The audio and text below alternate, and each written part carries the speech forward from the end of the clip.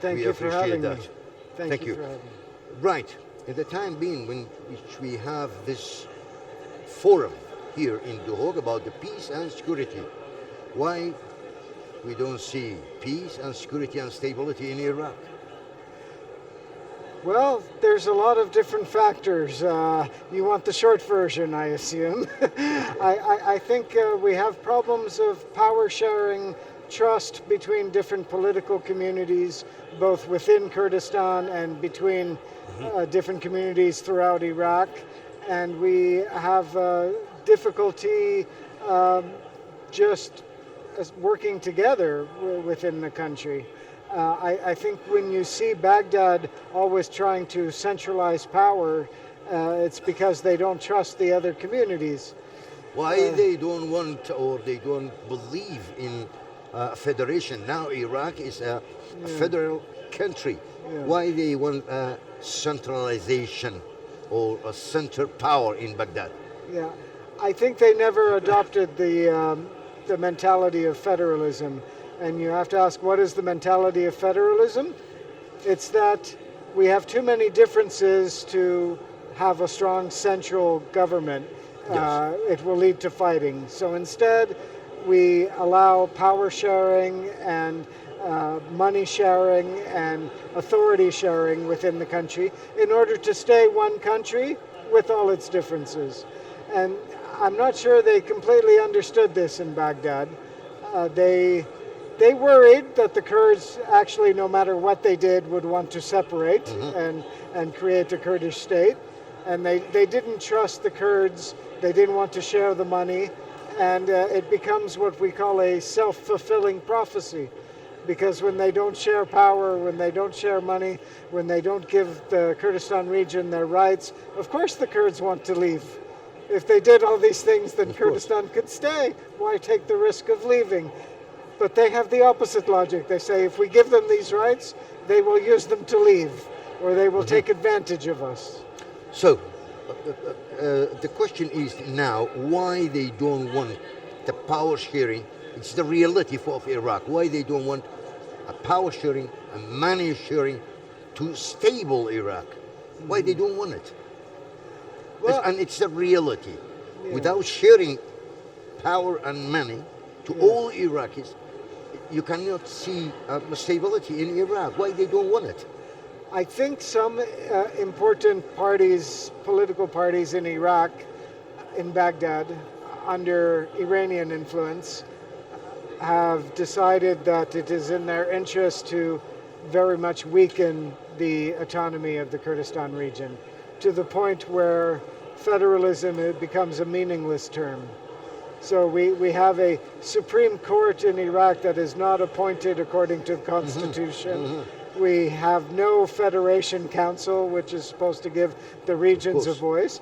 We only have one region when we're supposed to have more than one region. And when some leaders in Diyala and Salahuddin tried to organize several years ago to create a region, they are arrested by the Maliki government.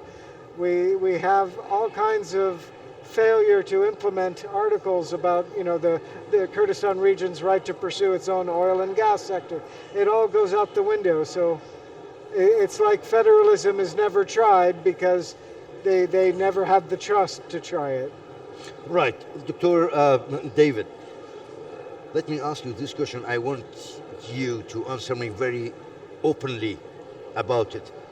After the creation of Middle East, after the First World War, they created all those states, but unfortunately, until now, we don't see peace, security, and stability in Middle East. What's the reason behind that? Well, that's more than $1 million question. The Middle East has seen more than its fair share of war and violence and conflict. I would point out, however, that we had World War II in Europe. We have the Russian invasion of Ukraine. We have the Yugoslav Federation fall apart and break into civil war. Other places have it too, but it always does seem like the Middle East has more. And I think we have lots of different possible answers, but the one answer I would immediately pull out more quickly than others is show me somewhere in the Middle East that has understood power sharing, trust of different communities, decentralization of power. There are not many.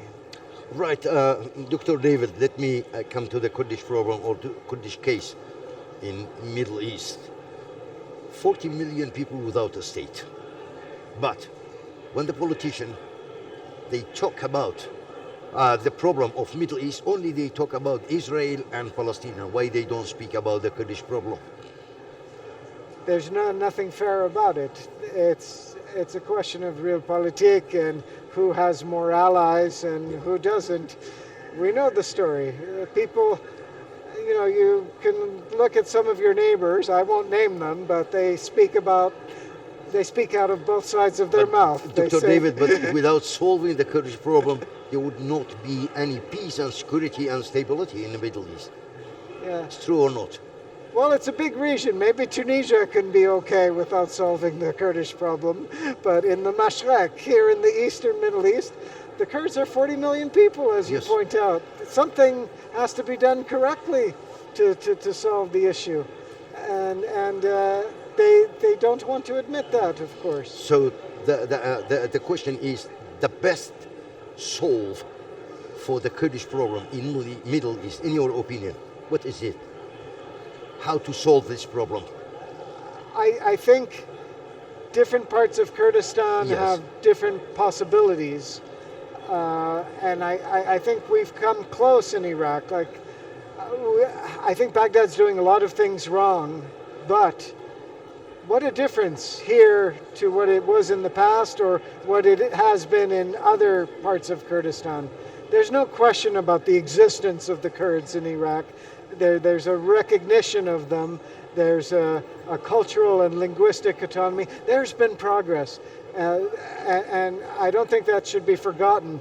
And I think we just need to push it successfully a bit further to really have an achievement in this country. And I hope the progress is not lost, because Bashur is still a success story. I know many have not received their salaries and we have problems, but it's still a success story if you compare it to neighbors.